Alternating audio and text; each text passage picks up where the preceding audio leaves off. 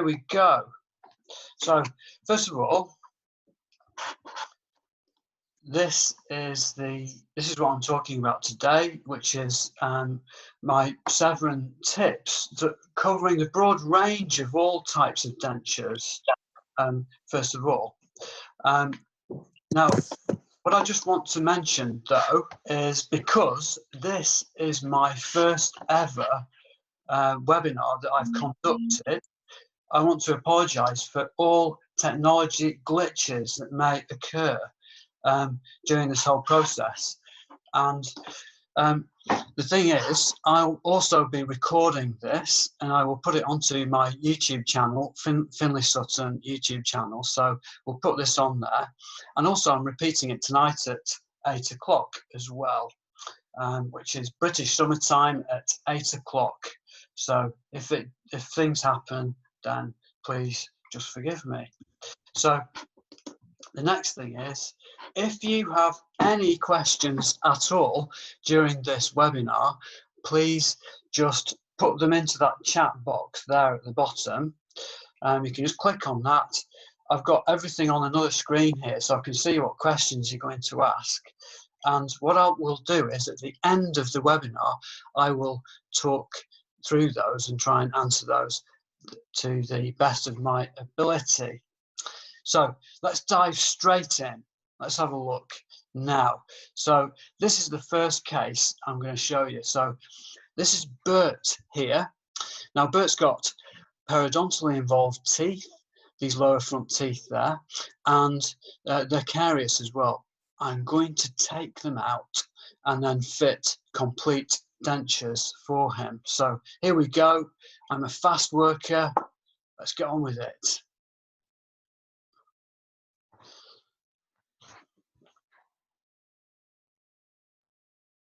And we'll put the dentures in, we'll fit that there.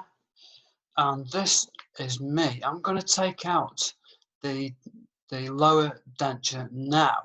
Just watch the suction that I had on this.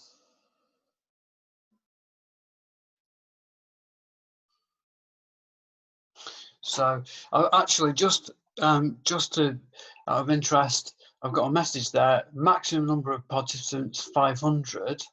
I've got a few colleagues wanting to join, but I'm not able to. So I've actually I should be able to have 1,000 people into this, but I don't want to go back and try and mess with that just now, but I'll look into that. And for 8 o'clock's webinar, I'll just make sure that I can have up to 1,000 participants for that one, because we've got 500. We're at that limit just now. Sorry about that. So anyway, I want to share with you how we do that for Bert. This is Bert here at 1 week later after removing the teeth and fitting this lower denture. Look how stable this is when I get my Lacron carver on that. You know, it's not moving at all. It's as solid as anything. It's fantastic. And this really is a tribute to Dr. Abe from Japan, who taught me an amazing technique, which I'll be sharing with you in this webinar a little bit of, but further on down the line throughout this webinar series. So, and it's to do with the actual shape of this denture. And the way that it fits within those soft tissues. If you look on that photo on the right hand side, you can see the tongue and the cheeks all resting beautifully on that denture, helping hold it in place. And then the other thing is, let's just look at the denture itself. This is Bert here. This is what I love doing, is to arrange the teeth in a natural way. So we've got imbrication, we've got crowding, upper left 2. We've got some staining in there as well, on little cracks. And then the crack itself terminates in a little chip of the edge of the tooth. And we can see a filling and fillings in the lower teeth. And just lovely, I love it. So now here we have Bert before on the left and after on the right. This is what I really like going to work for. This is what I love doing, which is putting them back where they were naturally. So you can see those lower incisors are all imbricated and crooked. I love doing this. So now what I like to do is ask a patient to bring in a photograph of themselves when they had their natural teeth. So a dentate picture. And most patients bring in really good ones. But anyway, if we look on here, this was Bert's. This is Bert's only photograph of him with his natural teeth there. So not a great thing. But anyway, we thought his brother, who's a bit older there, has a similar face shape to Bert. So we used that one, that photograph, as a reference for arranging these teeth. So if you look closely at Bert's photo on the right, you know, the upper left lateral incisor is stepped back because we've used that photograph as a great reference, great tool. And these dentate pictures are absolutely the key to achieving good aesthetics. And I want to share that with you throughout. I just need to mute someone's microphone there. That's fine. That's good. So here we go. Let's have a look at another photo here. This is a lady that I treated many years ago. It's a problem that I used to have with lots of dentures.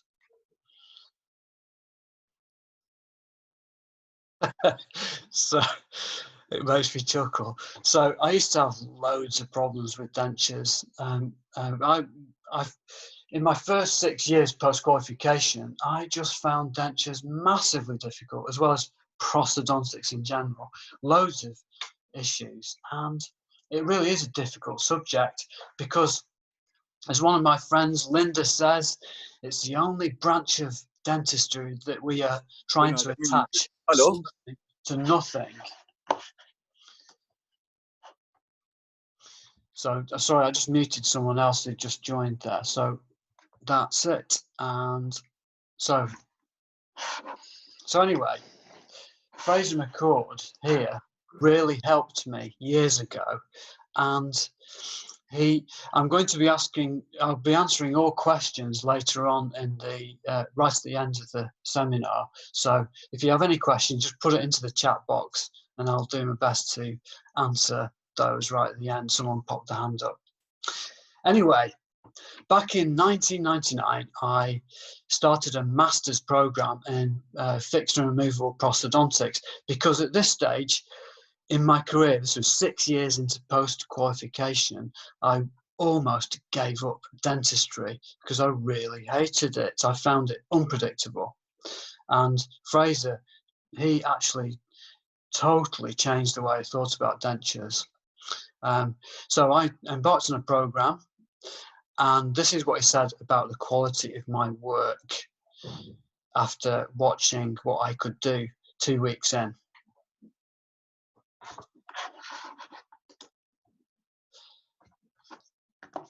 And that was the truth. You know, he was actually telling me that I didn't know very much about dentures, and it was true. So I had to get my head into the literature and get learning and get working, but it was a tremendous experience, and he gave me my love of dentures, for dentures. So these are all the 7 secrets that I'm going to run through today in my lecture in terms of achieving really good dentures. So it goes without saying completely that we must have a great dental technician. And I have a superb dental technician who I've worked with for the past 20 years now. I met Rowan in '99 and we've worked together ever since.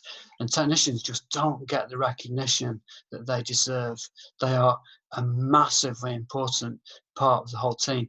And I'm so lucky because he works in the room right next door to my clinic. Now, one thing that Rowan always says to me though is, and we plan up cases like this, we sit there and we look at things and how we're going to progress that. So this is in the lab right next to my clinic. Now, So, but what Rowan always says to me is, I need more space. He's always limited for space when he's actually making the dentures. And this next slide shows exactly what I'm talking about. And this is really important for dentists that are doing implant work in the upper jaw. If I superimpose a really lovely denture that looks aesthetically superb, we are always stymied for space. We're always lacking in space in around the 6-5 region, just there. And this, the occlusal plane there, is level with the alar tragus. And the denture itself looks great. If we move forward to Anne, this is Anne's denture in place. She's got a full upper denture in with a lovely aesthetic appearance, and that occlusal plane is parallel with the alar tragus. So if we go back and look at this, any implant dentists that do implants, just look at the space here. If we were going to have a locator attachment in that area there, there'd be very limited space for the actual denture itself, the metal framework to support that inside the denture, and also the attachment which fits onto the locator abutment, or even if we had a bar there too.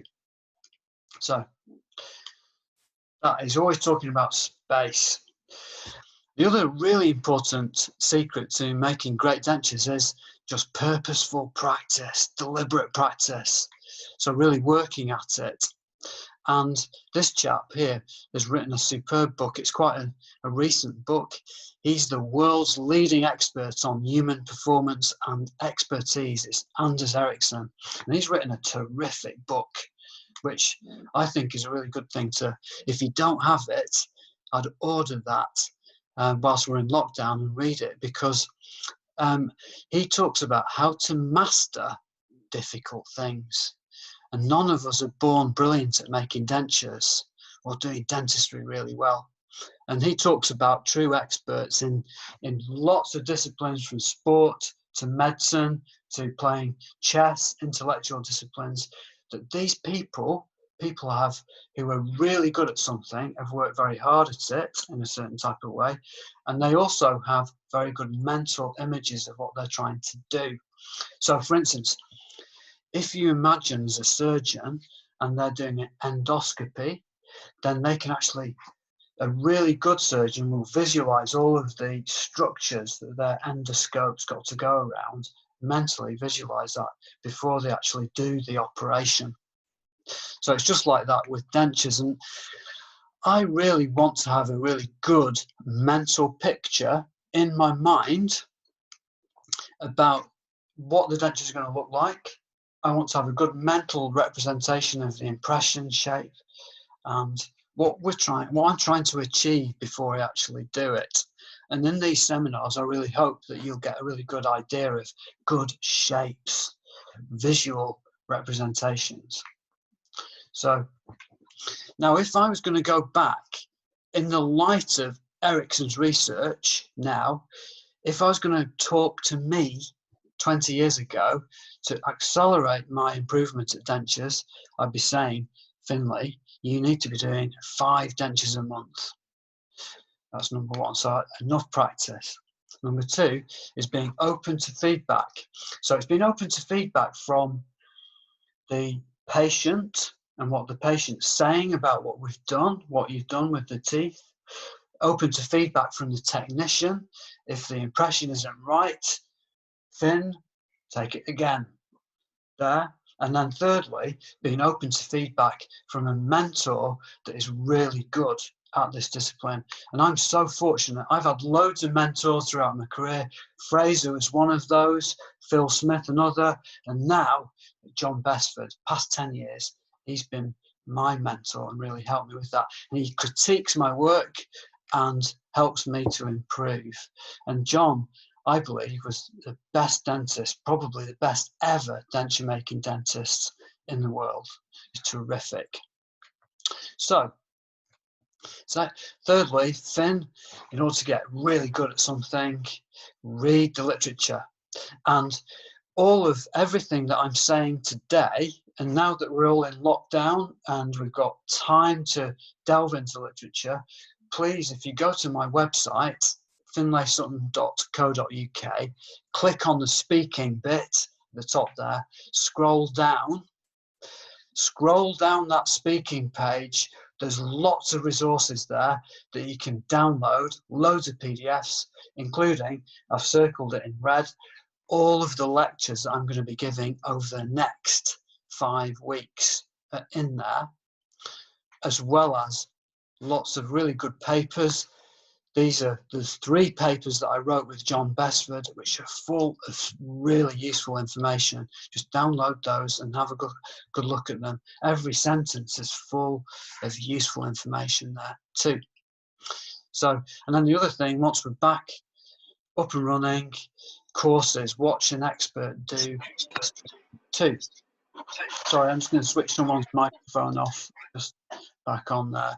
Apologies. So, do courses, watch experts doing it, and then also when we get back to work, this is going to be the thing, is to apply what we learn and being present. This is really important, and I find that quite difficult with our busy lives. When I'm treating a patient, I often have other thoughts coming into my head, but I want to be disciplined and be present for that patient every time that I'm doing the treatment. So that's the, I want to now move on to the third really important secret, which is dentate photos are absolutely the key to making beautiful dentures. So here we've got Muriel here on the left-hand side with a lovely smile. And look at her when she came in to see me before I treated her. So, and she's got these little denture teeth sat on the ridge, too far back in. We call it like a British standard denture with little tiny teeth sat onto the ridge. But look at the photo on the right hand side there, and look what happens to her face when we put some teeth in like they should be, like a photograph on the left there. Watch what happens. Her whole face changes. Even her earrings are just the same, a jumper, it's just the differences. The teeth are in the right place, and it just adds a vitality to the patient. It's so good. So what I'm trying to do is, using that dentate picture, I want to put the teeth back where they were naturally. So if the patient is class 1, then I want to put them in class 1. If they're class 2, division 1, I want to put the teeth back in the same place. Same with class 2, division 2, and those deep overbites. And then same with the class 3 dentures too. So now the way that I achieve this and position those teeth, it's all to do with carving the upper rim, the wax rim. So this would be visit 3 for me, where I'm doing the jaw registration. So I'll carve a wax rim to achieve that position, just like this. So this is my surgery here, and there's Claire, my nurse. We've got Julie, the patient, in the chair. Julie in the chair has a wax rim in place, and then I've also got on the screen there, on my TV screen, a photograph of Julie when she was 12 years old with her natural teeth smiling. And I want to use that photograph there as a guide, because I want to get a mental picture of Julie if she had her natural teeth. This is really what I'm trying to do, is to visualize her if she was dentate. And that photograph there is very, very useful. It's also really useful to have a dental nurse that you work with for a long time. I've worked with Claire now for 13 years. So Claire has a great eye for knowing when we've carved the wax rim properly. So she'll look at the patient too, and we both confer with each other, and so it's a team effort, this. Also notice I've got to look at the chair as well. We've got a knee brake chair, which means that we can have the patient sitting upright. Particularly, it's so important when we're doing a jaw edge like this, that we've got the patient's head upright. They're in that social position, and so we can see them as if they were walking around. So, and the steps that I use, and I'll be breaking this down in detail in the complete denture webinar, which is webinar number 3, breaking that down to detail. The steps for carving the rim come from Fraser McCord, and it is number 1, I carve the lip support with reference to the photo. I carve the incisal plane with reference to the photo. I carve the occlusal plane with reference to the alar tragus line, so it's parallel to the alar tragus. And then number 4, carve the buccal corridors with reference to the photo, and then the center line with reference to the photo. So that's what I do. That's the set order. It's 5 steps to it. So once I've done that, I then photograph the patient with the rim in place, smiling, and also send the photograph of the dentate picture of the patient, which is on the left-hand side. Both of these photos go to Rowan, and then Rowan then can set up the teeth onto the rim in the lab. So essentially what I've done is I've provided Rowan with a matrix to set the teeth up. It's really crucial, this is. And then Rowan will carefully look at the dentate picture, which is on the left, and he will arrange the teeth according to that photo. So just watch what happens when we put the teeth back where they should go for Julie here on the right-hand side. There. So that's her with a complete denture in. So the upper left central incisor is forward, the upper right central incisor is back, and we've got some movement in there. This is really important.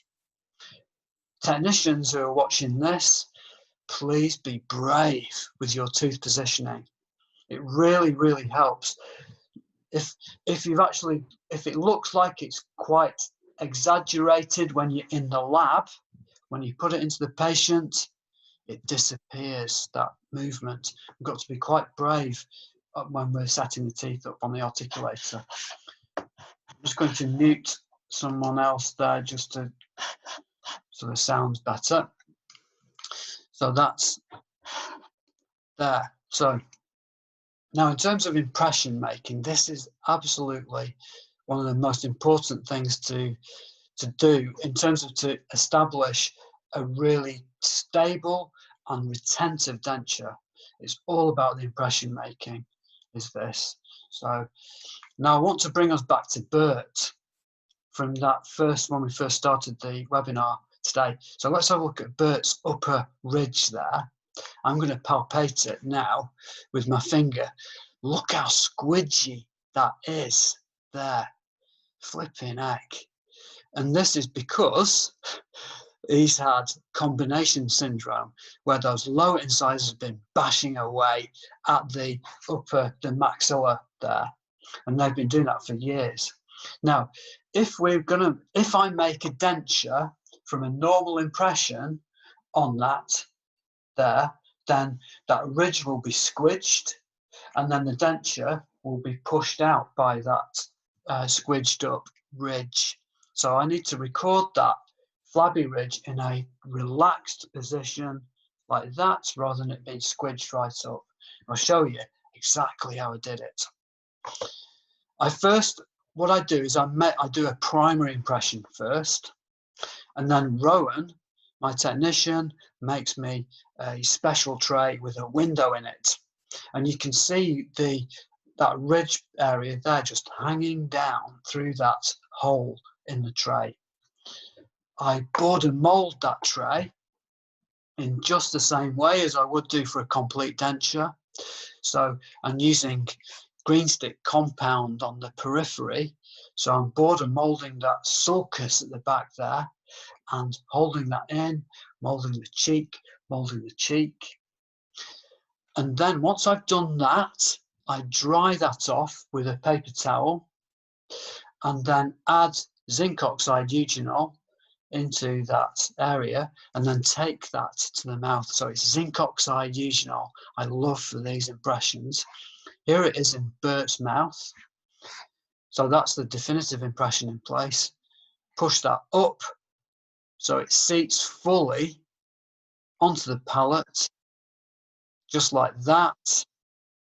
I'm pushing it firmly up and then getting to really relax. I'm border molding and trimming it, the periphery, by pulling his lips, cheek. So that's what I do first, pull the lips and cheek, and then waggle the jaw, coronoid process going side to side, and open really wide, and then relax. And then finally, sucker the finger to just trim underneath the base of the nose there, just like that. So here's the impression itself there. That's what I do. I take it out of the mouth and then I use a blade, a scalpel blade, and carefully trim round that periphery there, like that. So it's just nice and neat. I take this back to the mouth, like that, hold it in place firmly with my finger. If you notice as well at the top of the screen there, Claire's holding a retractor in. It's a photographic retractor just to keep the lip out of the way whilst I do the second part of the impression. And I'm using a light-bodied, a very flowable silicone material with a fine tip on, and I bead it between the zinc oxide impression and the flabby ridge. So, and this, I just take that around, all the way around. It's just lovely there. And then just on the side, on the surgery, I've got another gun without a fine tip on. It's got a chunky tip. And I then just squirt that into that flabby ridge area and wiggle it in. So it just goes into all of these lovely nooks and crannies of that flabby ridge there, just wiggling it. Bert's sitting up, so that flabby ridge is just in its vertical position. So you can see that I'm just recording that in its floppy position, not in its squidged position. And it produces a beautiful impression there. Got lovely periphery, all that denture bearing area on with the zinc oxide. And then in the middle, we have here, that's exactly where the flabby bit sits, just there. So if we let's have a look now at the primary cast. So this is the one, this was the model that we got before I took the impression for the flabby ridge. So if you look at where the ring is there, that's the squidged up flabby ridge, squashed. And then if I superimpose the new impression on that, look how much it changes the shape of the ridge. So the denture now is going to sit beautifully over that and not be pushed out in place. So Rowan really carefully replicates this in the final denture. So my impressions, I want the periphery and the shape just to be mimicked in the definitive, in the actual final denture itself. And this means that I have very little trimming of the borders to do. My dentures are not overextended because of all this careful border molding. So this is the model here, the definitive cast for Bert, just there. And that's the path of insertion. This is a small surveyor. It just shows the path of insertion, and that's the denture itself there on the definitive model. And it's so important what I really think about is I want it really thin underneath the base of the nose, just here. And that, having a nice thin flange underneath the base of the nose, avoids making the lip look bulky and pushing that out. It just gives a beautiful aesthetic appearance. So let's move on to Bert's lower now. So this is his lower, full denture, lower complete denture. I can get my finger on it and push it. It's fantastic, solid. There's no movement there at all. So how did we achieve that? So the process was, I took a primary cast, which is a really big primary cast, fully extended, right up the retromolar pad, right into the sulcus, right into these buccal areas. So it's an overextended primary impression. You can see Bert's lower front teeth on this model here. There, that's the primary cast. And Rowan constructed a special tray on that. So there's two parts to the special tray. This is part number 1, which fits purely on the edentulous saddle. So this is for my definitive impression, my second impression for Bert there. And then over that tray, Rowan made a second tray. This is in light cured triad material that fits just over the top. They can be made in the same material. Don't worry, they can be both pink in colour. It's absolutely fine. But this is how they fit together. So if we go back to I'm just going to go back to the special tray, the first part. This is really important, and I'm going to be exploring this more in webinar 3 on the complete dentures, but it's so important to extend it over the retromolar pad fully here, and then for it to be 2 millimeters short of the width of the sulcus here and here. Over tray goes over like that, and it all fits together like this. So I'll show you how this works in the mouth for Bert. So first of all, I use green stick on the periphery. So that's on the lingual area and on the buccal area. And I take that to the mouth, and I get the patient to do 5 different movements. So I hold it in place, and I get him to go E, oo. That's 2 movements for the outside here. And then lick the lip, push against the lower front teeth, and then swallow. So that's the 5 movements. So I'll show you exactly how that works in Bert's mouth here. It's just the same when I put the zinc oxide eugenol into the denture. Just the same 5 movements. So here we go. So we've got the lip retractors in. Claire's going to take those out. She pops those retractors out. I get the patient to close up. I hold the tray down. Ooh, ee. Lick the lip. Push against the lower front teeth, and then swallow.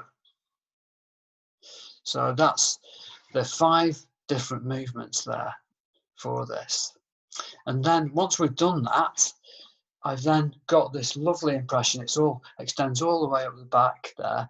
I then will then do an over impression in alginate on top of that. So this over impression goes over the top of those front teeth there, just like this. So that is capturing the teeth. That's the second part to the impression. That's in dense ply blueprint alginate. I'll take this out. It all comes out together. It all holds together really nicely. So that's it. So, and the beauty about this is, the great thing is that because I've done it in 2 parts, I've recorded this back bit really beautifully first, without the front teeth getting in the way of the impression tray. it just means I can get all those movements done really nicely. And then the overtray is second. We can get the detail of the, sorry, I'm just going to mute someone. Sorry, mute that. That's lovely. So just there. And then Rowan replicates this fantastically in the final denture itself. So that shape's really important. So he's really copying all the extensions of this. So this is for the immediate denture, which I showed you right at the beginning. So, and this technique works so well for a patient like Joan here. So Joan's got a classification 6 mandible, you know, dished mandible. It's not, there's no ridge there. It's almost like a saucer. She's also got Alzheimer's. So in these patients who've got reduced cognitive ability, I like to make dentures where they have a soft lining. So this is a Moloplast B soft lining, which is attached to the normal hard acrylic denture base. But these soft linings, the Moloplast B, are superb for people who don't have as much control or have a very friable, poor supporting tissues. They're just brilliant. But here's Joan, who's got severe Alzheimer's with her lower denture in place. We've got really good suction on this. You know, it just fits in nicely and just helps with these types of patients. Also, I'm going to, in the final of the webinar series, webinar number 5, I'm going to look at implant-supported overdentures.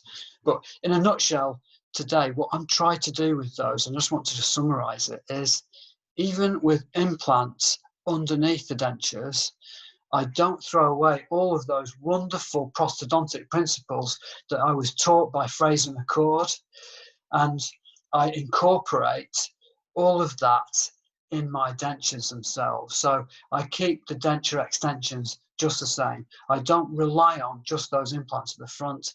I want the dentures to fully extend all the way over the supporting tissues here. So next, I just want to talk about occlusion now. So another really important part of getting successful dentures, first we have to have great impressions, and then secondly, the occlusion has to be really accurate. So when the patient bites together, if the dentures have moved at all and dislodged when the patient's talking, the patient can just bite them back into place. So, and we've found we need to find centric relation, this home position, to allow a patient to bite them back into place. This is Julie's complete dentures here. Lovely, even contact in centric relation. So if we have a jaw here, so that's the patient there, and I superimpose on that the articulator. This is a Denture Mark II articulator. This happens to be the system that I use.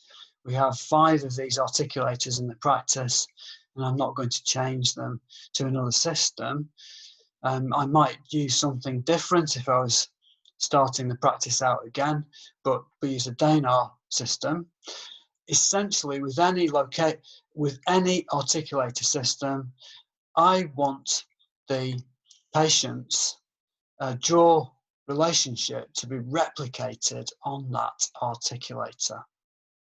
I want the articulator to simulate the patient. Now, when we have no teeth at all present, they are edentulous, their intercuspal position, maximum intercuspal position, just is not there. Just hold on, I'm going to just mute someone there, that's it. So when we don't have any teeth present, we've got no intercuspal position. So the reference position that I want to find is centric relation. I want to record the patient in centric relation or retruded contact position. And I find that is quite tricky to do with normal wax blocks. And so I love using this thing here. This is fantastic. This is a central bearing apparatus, or a Gothic arch tracing system. And this is made, I'll show you how it's done. And this, I do this at visit 3 when I do my jaw registration visit for complete dentures. And this, it's the Gerber condulator system that I like to use. So if we have a look at this closely, look at those things on the left hand side. We have underneath that wax, the pink wax, is special tray material. So it's hard, and that fits onto the definitive models, the definitive casts. And then there's a plate fitted to those trays. On the lower, we've got a point just there, and then on the upper is a plate. And the patient, we put this in the mouth, and that point there, the patient bites onto the plate like that. It goes in the mouth like this here. So if you look really closely, just there, that's where that screw touches the plate at the top there. And then there's no other contact at all apart from that pin between the upper and lower jaw. This is really good. It works beautifully. So we look at that. So I take that out of the mouth, and what I do is I put a China graph mark on the upper plate like this. So I warm up the plate and then draw on that there. And then I take that back to the mouth, put it back into the mouth like this, and then I get the patient to move around.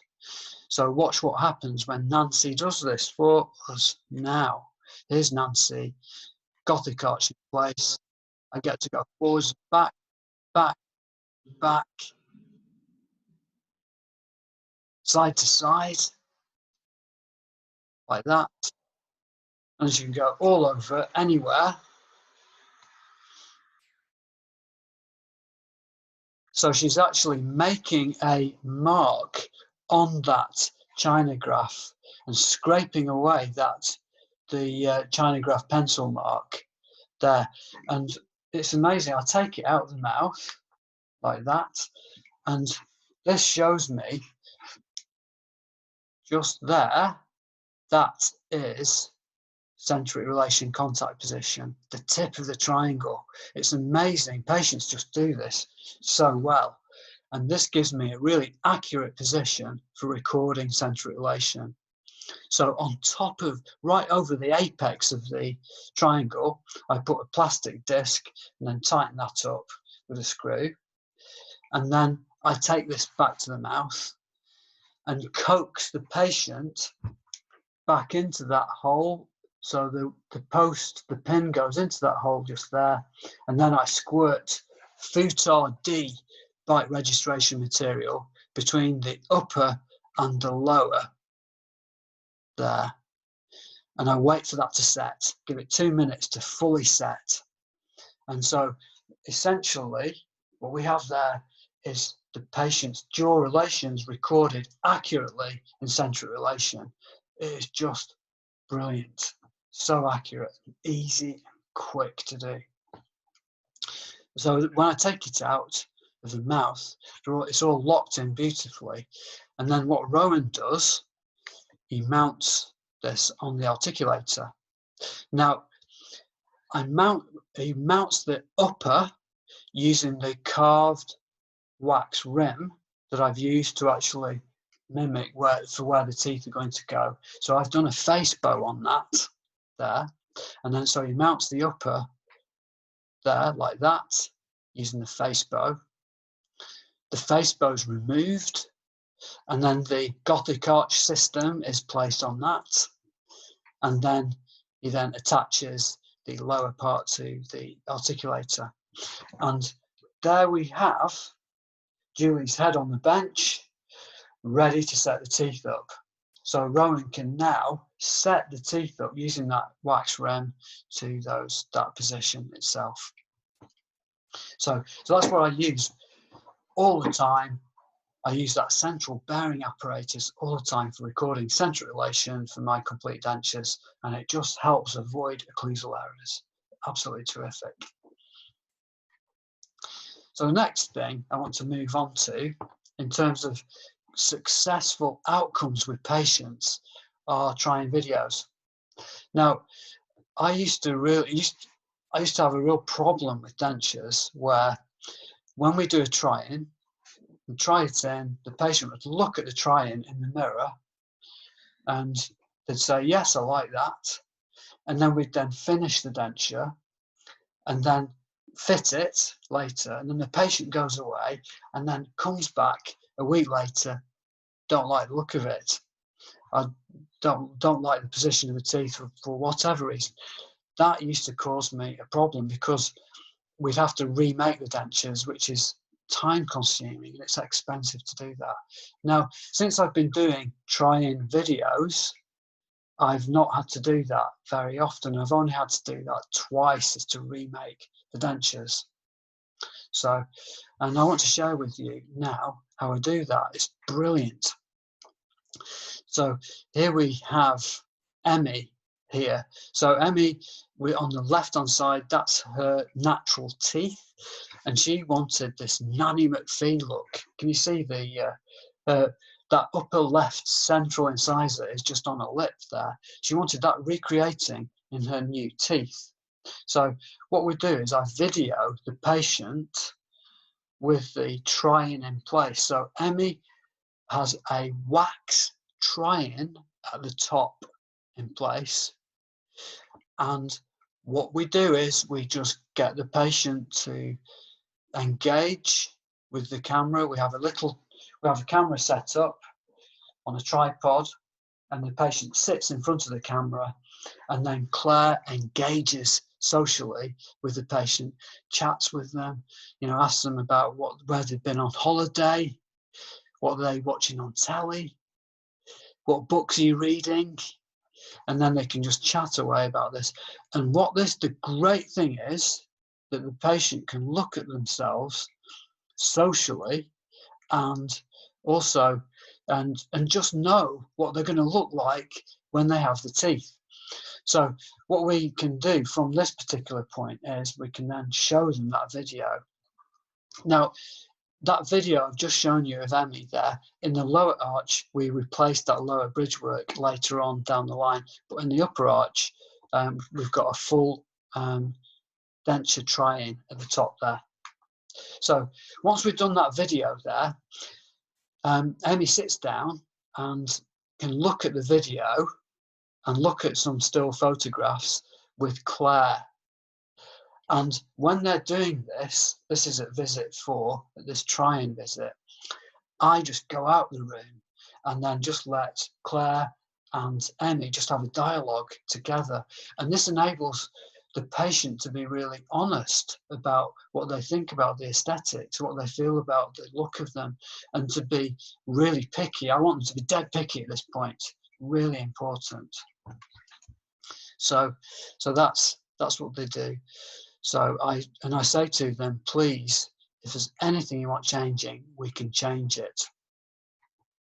So, and it's really important because this happens to be Emmy's upper arch, and we were making she's got some implants in place at the top there.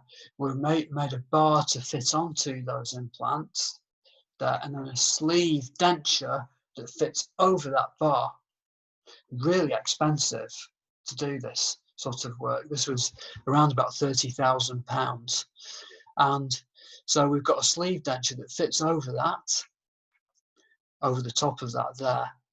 So it's really important that I know that we've got the teeth in the right place before the bar's made, and so that the bar can then fit within the confines of where the teeth are going to go. Extremely important. So the try-in video is crucial to me because these are the components that we made for Emmy. So we made a 2 sleeve upper dentures there, and then that's the bar on that photograph that fits into the mouth. Lots of components, very expensive, and it's so crucial to get the teeth in the right place first before we make that bar, like that. And here's Emmy's upper sleeve denture in place that fits over that bar. And then we've got a lower bridge in place, fixed bridge in place. But if you notice, Emmy wanted the teeth to look natural. She said, I want them distressing, you know, like furniture that's made to look old. So we put little fillings in, little cracks. We even put an onlay on that tooth there. And all these little details, these little cracks around there, just make them look real. And back to the photo you see here. So this is Emmy dentate on the left-hand side and with her natural teeth. If I didn't have the beauty, if I don't have that photograph, I would not be able to recreate that at all. So these dentate pictures are crucial in this whole process. So, and then finally, I think one of the most important things in the whole thing is clear patient communication with this. And in order to get really good success, because dentures are not like natural teeth, they don't operate like natural teeth at all.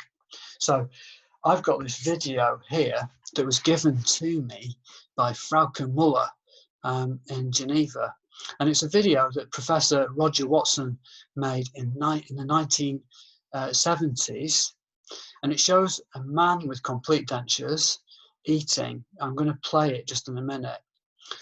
And it shows neuromuscular control in action, how a patient can use these tools, which are the dentures, to eat with. Watch what happens when he starts to eat.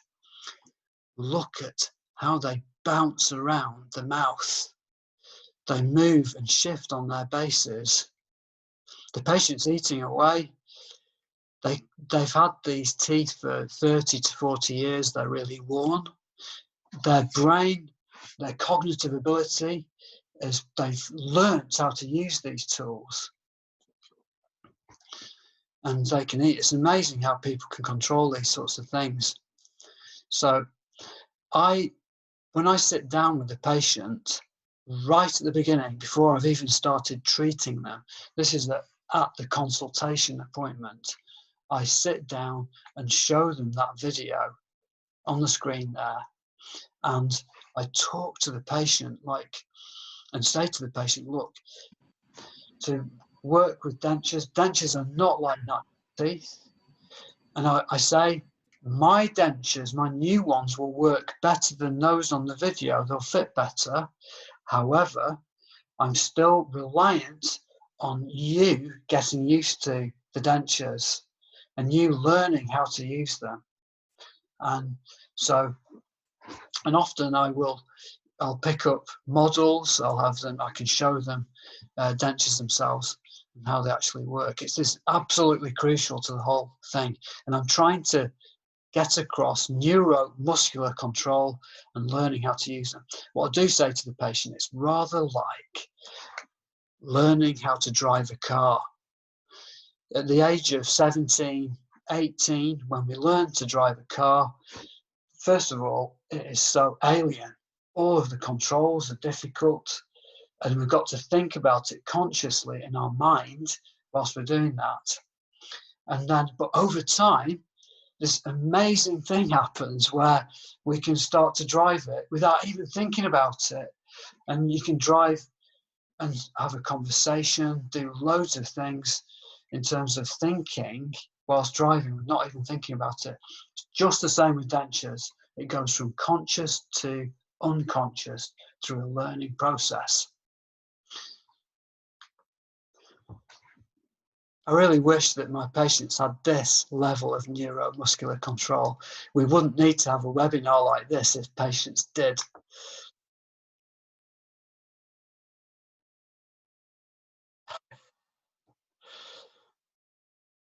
That's what I'm trying to get across to the patient. So with all of this here, and I'm going to touch on this later in further webinars, is I want to always have the patient, I want to under-promise what I'm going to deliver to them so that we have a successful outcome. So I say to them, they are not like natural teeth. They're going to They look like natural teeth, but they won't feel and work like it. We can make them to technically very high standards, but we're still reliant on you getting used to them. Very, very important. So I just want to finish now just sharing with you a case which brings all of this together beautifully into a nice nutshell. And this is Christina. So this is how Christina presented. So she's got an upper bridge at the top there. It's glued in with fixative, dental fixative in place. This is with her smile there. So this is with the bridge in place before we treated. This is what she wanted. And this is great, isn't it? When a patient has a smile like that and a great picture, and we can use that to mimic the photograph with. Now, the main issue with Christina here was that she was based in Boston, in America. And she'd been to see a number of dentists, about 10 different dentists in around about Boston and New York area. And the dentist that she'd been to see had wanted to give her implants to support a full upper denture. So implants or screw-in teeth, essentially. But she didn't want that. She wanted to have a conventional upper full denture because she had 2 medical conditions. A mitral valve had been replaced and she needed antibiotic cover on recommendation by her cardiologist. And secondly, she had taken bisphosphonates for years and didn't want to have implants because of that. So she went and searched on the internet and she found a fantastic video here. It's called The World of Difference, and it was done by John Besford. And I would recommend as homework before next week, if you just go online and look this video up. There's 2 lots on YouTube, and it explains exactly how John used to make dentures that looked just like natural teeth, repositioning the teeth, personalized dentures. Anyway, Christina found this video and it really spoke to her, and she got in touch with John Besford, and John said, look, I've retired, but there's someone I recommend. Why don't you come over and see Finlay in the northwest of England? So John put me in touch with her, and so we communicated via email and by telephone, and we talked to each other, and I got some x-ray pictures, and I was able to give Christina a treatment plan just like this. So I was able to plan the whole thing, and I was able to do a letter from afar. And so this is the detailed consent letter that I gave Christina, which is diagnosis, treatment plan, things that she should be aware of, and costs. But in a nutshell, this is what we decided to do: an immediate upper overdenture and a lower metal-based partial denture. So she made the journey from Boston to Manchester and then came up to Garstang, which is just north of Manchester, where we're based. So day 1, I was quite nervous, by the way, treating it, because it's a big deal. She came over and she booked to stay in Garstang for just over 2 weeks. We'd kept the diary light for her, but we had just a 2.5 week interval to get her treated. And so this is day 1. Here you can see the bite there on that upper bridge. She pushed it forward. When she opens, it wants to drop down. And so by the end of day 1, took out the teeth. This was about lunchtime. I extracted the teeth, definitive impression, and I'll be showing you exactly how to do this. Webinar 3. And then I did for day 1, definitive lower impression. So this is for a metal-based lower denture. This is the Scandinavian design system that I love using, and I'm going to be going into detail next week on partial dentures at webinar 2, explaining exactly what I'm trying to do with the design principle. But importantly, one little secret I'm going to reveal now is rest seats on the lingual surfaces of the lower teeth. So I love using composite rests on lower anterior teeth for these distal free end saddle partial dentures. So look at this here, composite goes on, metal framework fits over the top like that, and then this prevents distalization of that whole thing. They're fantastic. They're just like removable resin bonded bridges. So more on this next Tuesday. So, and then at day 1, impression making, definitive impression making. So we have green stick compound, border molded beautifully, and then alginate impression for the definitive impression for the chrome. So to get all the detail of those lower teeth, I dry them off, rub it right into those teeth, and then rotate in, sit it down onto the back edge, back onto the gum, and then fully down and seated. Just like this, firmly down. Stick your tongue right out, really go for it. I'll be explaining just how I do this next week for the second of the webinars for the partial dentures. But essentially, what I want to do with partials is to, where we've got free end saddles or saddle areas, I want to think of that as being just like a complete denture, and then recording that, the lovely detail at the front there. Right at the end of the day, on day 1, we got a wax rim made, carved it with reference to the photo, and also I did a Gothic arch tracing for her. And we can do Gothic arch tracings for patients who are part dentate too, like this. So I can go forwards and back and find an accurate central relation position with this.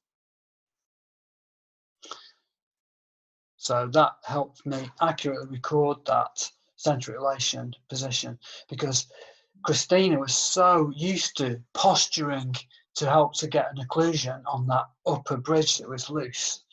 It was quite difficult to find central relation. So this is the key to that, really helpful. So here we go. Day 3, we had a upper full acrylic denture in place and lower partial acrylic in place by then. And then if we fast forward to day 7, we had the chrome ready and made. So this is it in place, fitted, beautifully extended all the way up the retromolar pad here, maximizing our denture bearing area, dental bar, lovely clearance for washout from saliva to go through there. Patient can use TPs interdentally with that in place. Gold eye bars, one here for the lower, gold eye bar there. Looking at this case, I'm always thinking, flipping, I really wished I put a filling in that tooth there and then just taken that clasp just a little bit lower. And look at you've got little bits of wear in the incised ledges, little cracks put in, a little bit of yellowing around the margins just to give it extra natural look. And here she is finished at day 7.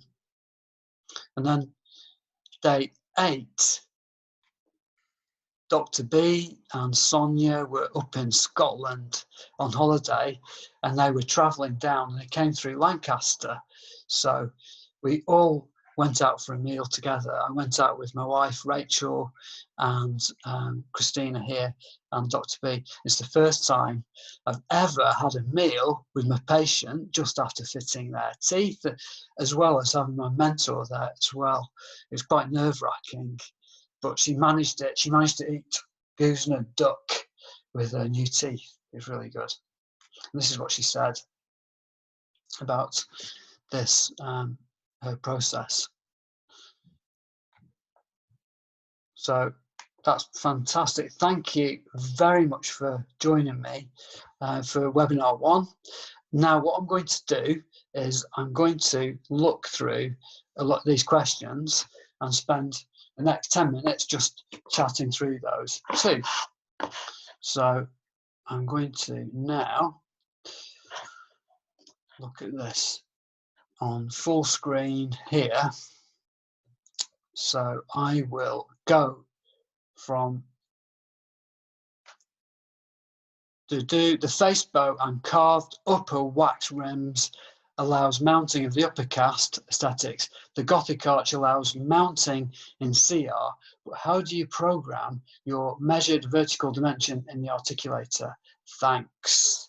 So Danny Tran has asked that question about getting the correct vertical dimension. So in order to get the correct vertical for a patient, I use wax blocks there, and then from those, the wax blocks there, they are placed onto the articulator, and then we can then set the Gothic arch tracing system at the same vertical dimension. Danny, I will be talking about that in greater detail on webinar 3. That's the complete denture section. So let's have a look. Now, Arjun Varma, why did you not do 2-part special tray zinc oxide posteriorly in a dentulous saddle on lower, followed by alginate in dentate anterior region? So I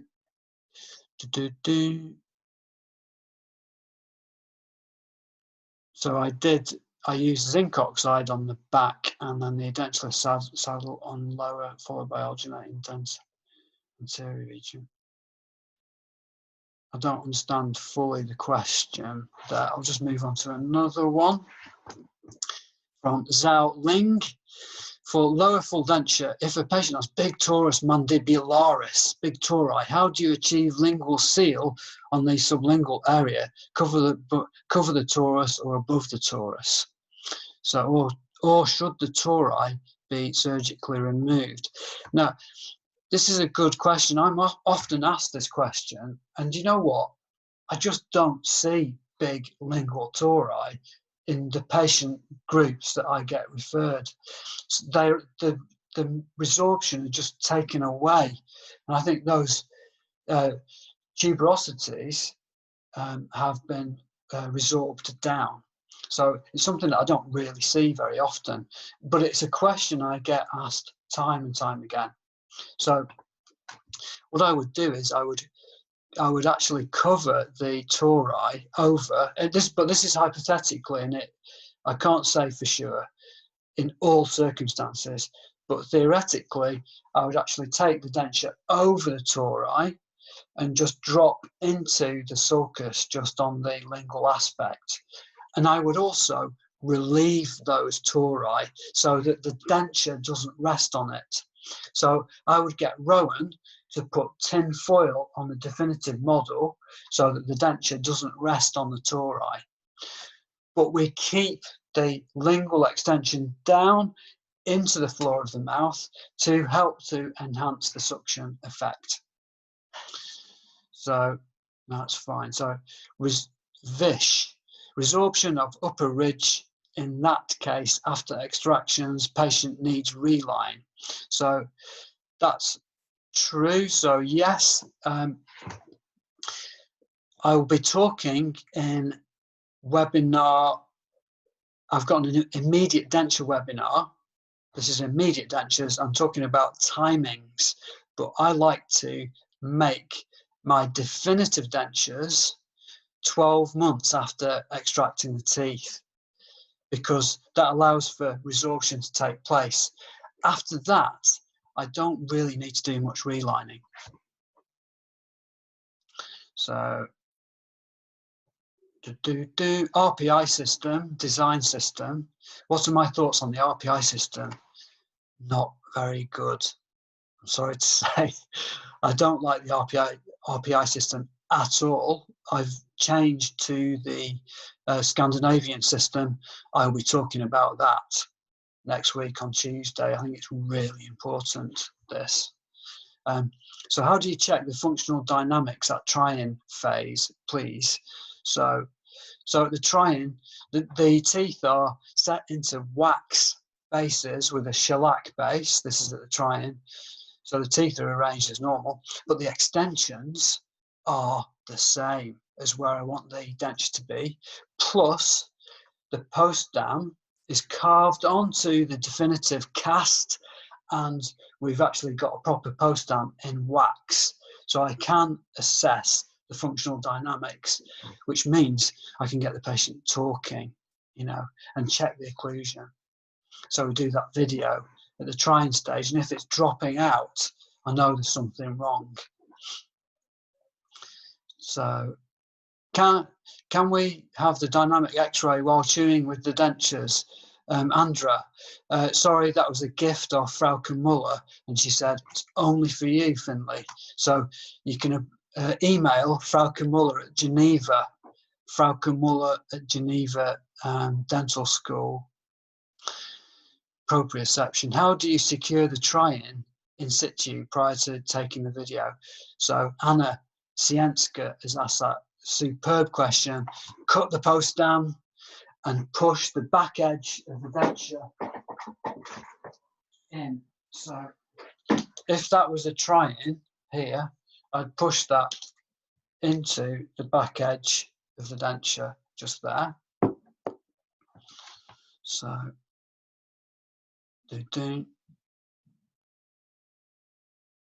what I'm going to do is I'm going to stop sharing my screen. I'm going to just put speaker view on, and then you can see me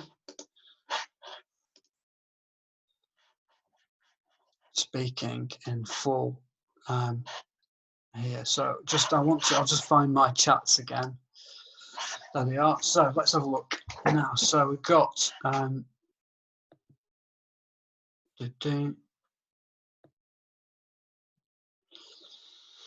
so you didn't mention Mark Ely. I hope I'm not missing people out. Sorry, just a sec. Anna, to record centre relation, is it a must with Gothic arch, or can you use a wax rem? So I do think it's a must, actually, for Gothic arch to get it really accurate. But however, I do like to use pivots as well. Oh, I did used to use pivots, which is a bit like a wax rem. Just 1 second, I'll grab it.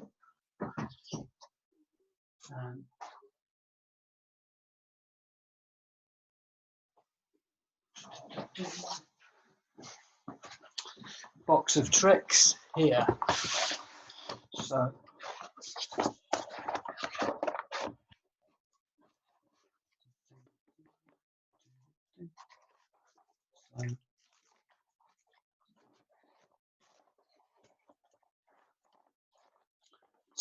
this is for Zhao Ling.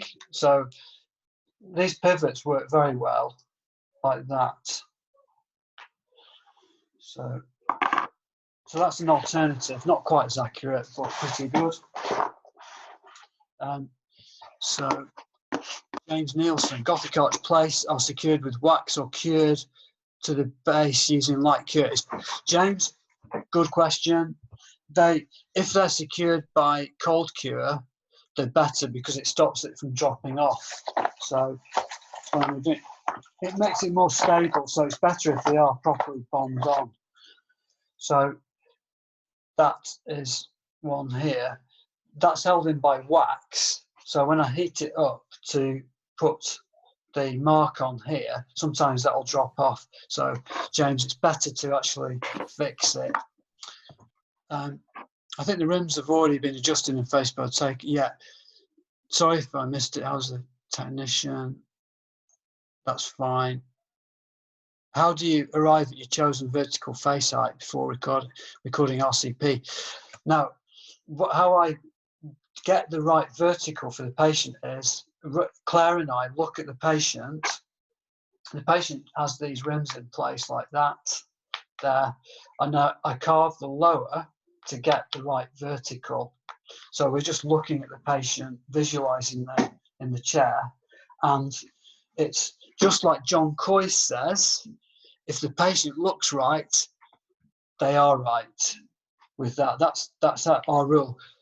Webinar 3 will really answer that question for you. Let's have a look, sorry, to if the plate on the Gothic arch is canted, do we have to redo placing the plate? That's Dewey Diana. Yes, we do. So it's better to do a primary jaw registration at visit 2 to enable the Gothic arch system to be made parallel. Are you using a Willis bite gauge? This is from Michael Crilly. To ensure the Gothic arch is at the OVD. No, I don't use a Willis bite gauge at all with the Gothic arch system because it doesn't work. I can't tell with the Gothic arch system in place. I can't tell whether the patient is at the correct vertical dimension. I've got to do the correct vertical with my rims first, Michael.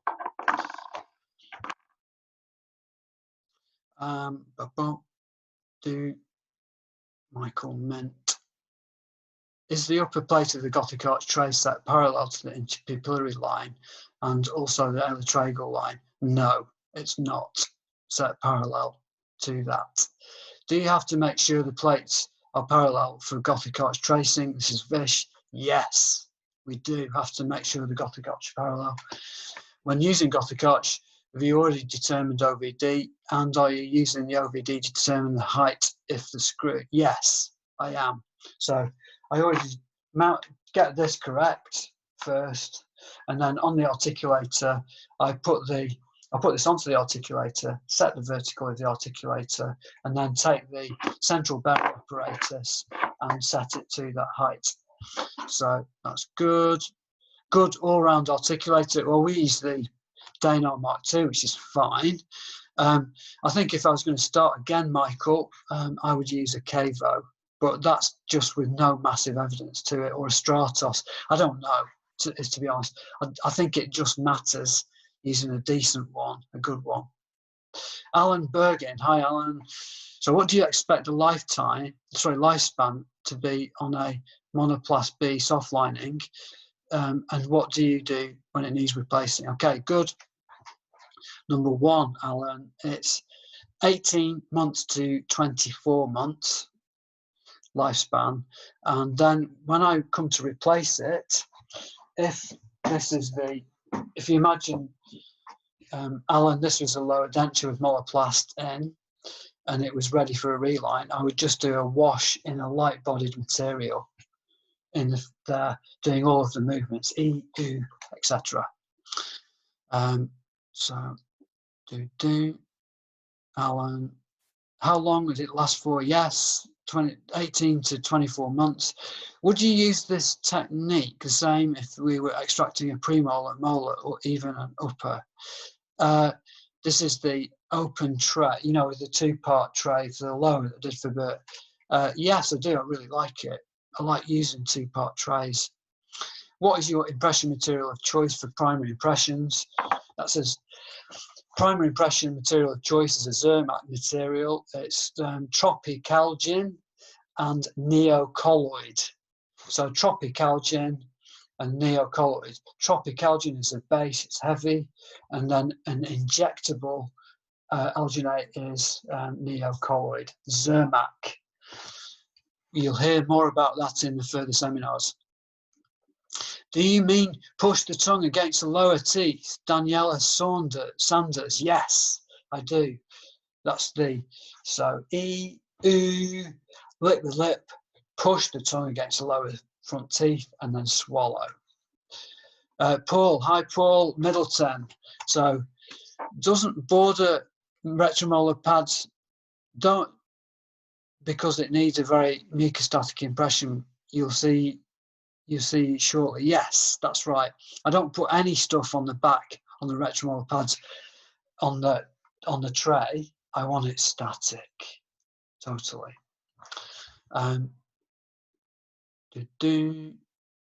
That was Harman Chahal's question. Why don't you border molar retromolar pads?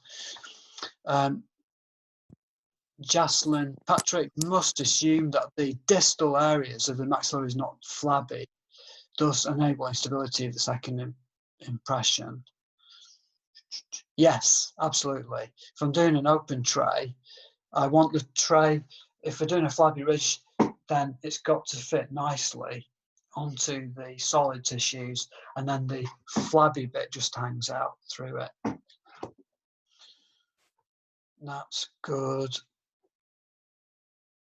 Do you have to cut away from the cast to avoid breaking bits off? Rosan Singh, yes. No adhesive, Jeff, no need for adhesive with zinc oxide. Absolutely no need. What's the commercial? So I own Scu Alina. What's the commercial name of the ZOE SS White? That's the commercial name. Any adhesive? No, not for the ZOE. There is, when I'm doing the two-part tray, this is Cameron Alley. When I'm doing the impression with the open tray, I do put adhesive onto the zinc oxide impression prior to putting the PVS on. Yes, I do put adhesive on. Do you need to trim the upper wax block first and then the lower? That's Nisha Barrier. So do you need to trim the upper wax block first and then the lower? Yes. Also, do you use an acrylic lower base plate with the wax block? Yes, I do. They're really solid, these things. That's lovely. How do you decide when to only place the acrylic teeth up to the first molar? Oh yeah, so why I don't use sevens generally. So most of the dentures look like this. So they've got missing sevens, and that's for quite a number of reasons, which I'll go into detail on visit webinar 3 for the complete dentures. I'll explain all in that. So Emily Abraham, hi Emily. Would you rather use a photo of a patient older than 12 to account for growth after puberty, as this won't be the finalized position of the teeth? Yeah, that's really good, Emily. First of all, using dentate pictures, I like to have them over the age of 8 because our interpupillary distance remains stable for the rest of our life after the age of 8. If we've, like for Julie, we only had a photo at the age of 12 and nothing after that. So yes, the tooth positions are going to be different as they grow up and get older. But importantly, even a photograph at the age of 12 is really useful for positioning the teeth. It's just amazing. So, Vish. So, thoughts on providing dentures on the NHS? Normally, you end up paying for patients' prosthesis if following all correct steps of making dentures following on. Best way to increase private uptake. Definitely, Vish. I totally agree. There are tips that if you are providing health service dentures in that sort of funding system that you can take from what I'm talking about here. However, to do things really well, it just cannot be done on the health service. Unfortunately, this sort of thing, it's just out with it to do really good dentures. That's great. So I'll just have a little look at the bottom now. That's great. So Alan Ho has asked about lingual composite restorations if those blobs come off, can we put them back on? Yes, we can. And I'll talk about, they don't come off very often actually, at all, Alan. Seriously, I've only had one drop off in using this technique for 8 years. I'll talk a bit more about that for next week's webinar, which is webinar 2. Gag reflex, we can talk about that at visit 3, but Bara Salam gag reflex, it's just taking our time doing it. But I will talk about that in great detail when I'm doing my complete denture seminar visit on webinar 3. So Catherine Russell, so you carve the upper rim incisal height based on the patient's photos and amount of incisors you want to be visible, and then carve the lower rim incisal height to provide the correct VDO. Then you attach the Gothic arch place.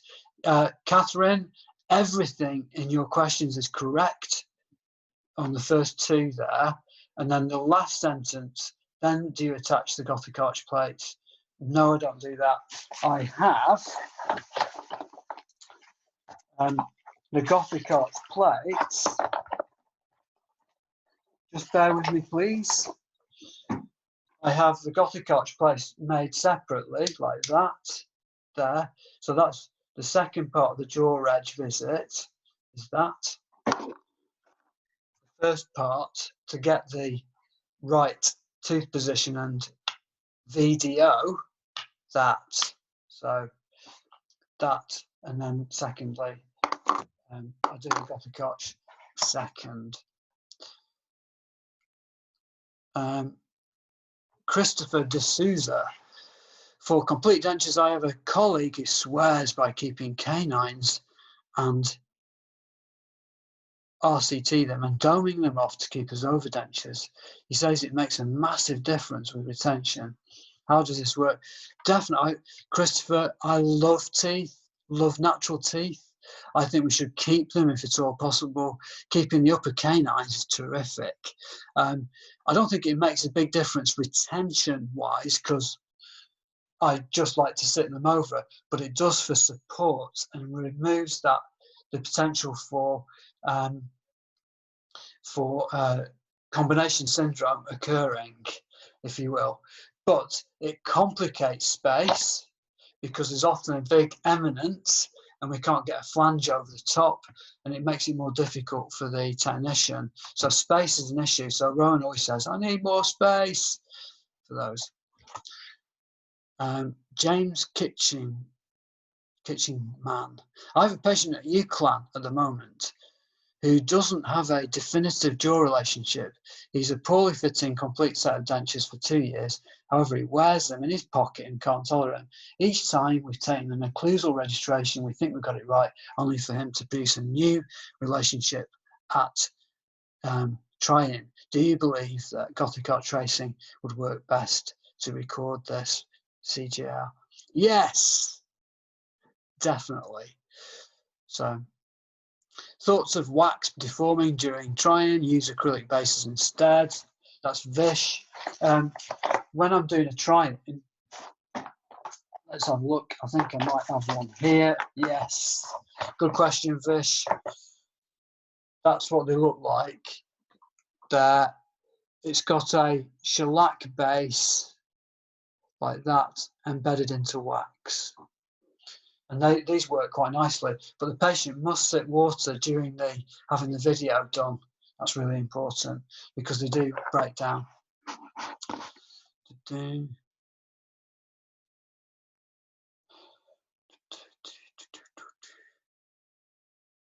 What's your views on digital dentures? Matt Grand. It's really watch this space. Not quite there yet, but they will be. They'll be amazing. Hi, Finlay. So it's Jack. You mentioned about using another articulator. Any particular one? Reasons? How much adjustment and longevity of gold clasp do you expect?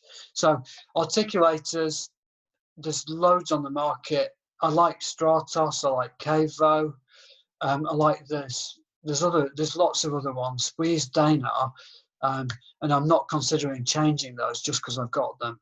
You know, the Danar articulator is fantastic. We like that, but the only issue is with the Danar is we can't see in through the back here, and I'd quite like to have an open back there. Practical purpose. Gold clasps,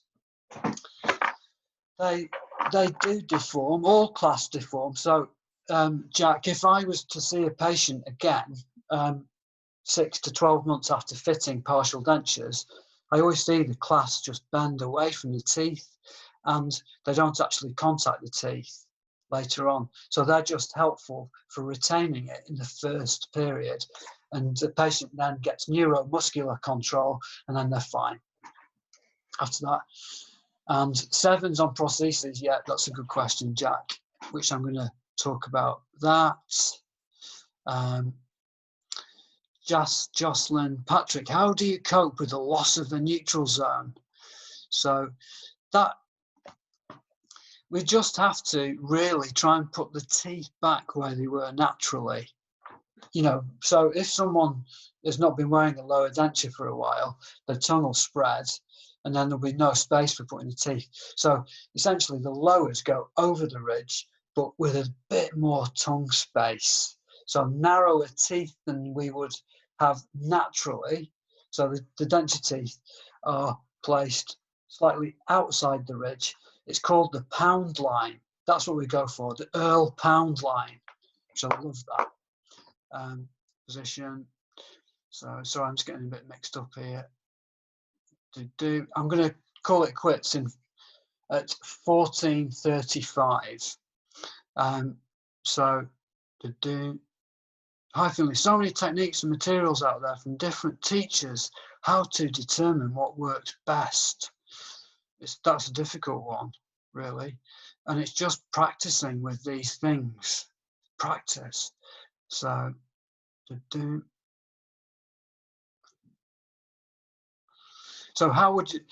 how soon, Catherine asked this, Catherine Russell, how soon would you expect to see the patient again for a reline following the provision of an immediate denture? Right, this is the protocol. Immediate denture goes in, chairside reline with hard acrylic 2 months later, and then 4 months after extracting the teeth, a lab reline. Rowan will redo that, and then 9 to 12 months make the definitive. So Nada Najar, thank you so much for a great lecture. I want to ask you, how do you achieve a balanced occlusion with this variety of teeth settings? Very good question. So Rowan,